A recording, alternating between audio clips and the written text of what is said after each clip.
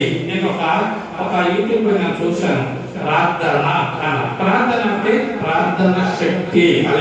ఇప్పుడు ప్రార్థన జీవితంలో మీరు అందరికీ వచ్చరికి ప్రార్థన యొక్క జీవితంలో శక్తిని అయితే ఎందుకు కారణం చేస్తామంటే దేవుని యొక్క దేవుని యొక్క సంకల్పం మీరు చూస్తున్నది నీ చెవికి ఎవరు అవుతుంది మన సౌవ్యకాల దేవుని కావాలి. మన సౌవ్యకి మన ఎవరితో ఉన్నదండి ప్రతి దినం కూడా దేవుని ఆరాధన కడుతున్నాం. నడవండి చాలా కట్టండి. నన్ను రక్షించును నేను నిశ్చయము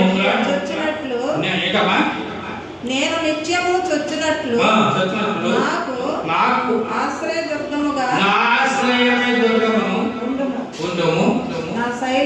నా శైలము నా దుర్గము నీవే నన్ను రక్షించే దేవుడు ఎవరండి? నీవే. అంతే కదండి. మనం ఇది చేస్తున్నాం. అయితే నిన్న నర్సాపురం అనే ప్రాంతంలో సెట్టవారి పాపం వెళ్ళాం. వెళ్ళినట్టు వర్షం అన్ని బోరక డబ్బులు ఖర్చు పెట్టారు చేశారు. అయితే అక్కడ జరగడానికి జరగడానికి ఒక మేనగోడ మనవారే అయితే బోరక డబ్బు ఖర్చు పెట్టారు. పక్కన దేవాలయం ఉంది. దేవాలయం వచ్చేసి బయట ఎన్నెన్నో పెట్టారు. అయితే జరిగిందా? ఎక్కడ జరిగింది? దేవాలయంలో జరిగింది. కారణం ఏంటంటే నేను చెప్పాను, మీరు ఎన్ని చేసినా ప్రయోజనం లేదు. మీరు చేయవలసినది ఇక దేవాలయంలో మీ ఇంటి ముందుగా మీకు ఆ కార్యం చేయడానికి అక్కడే జరిగింది. ఉన్నప్పుడు వెళ్తే కదా అర్థం కదా. ఎందుకు ఈ కార్యం చేస్తామంటే తమ్మ నా శైలము నా దుర్గము నువ్వే. నీవు నన్ను రక్షింప నిశ్చయించి ఉన్నావు. నా దేవా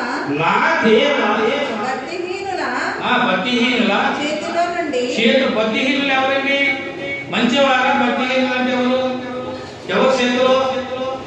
దుర్మార్గ చేతుల్లో అనగానే దుర్మార్గ చేతుల్లో కానీ.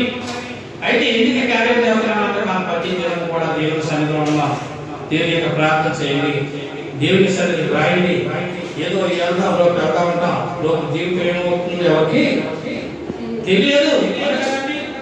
ఏదో ఒక రోజు దేవుని రాజ్యంలో మనకు అంటే వెళ్ళడానికి కారణం కావాలి. తర్వాత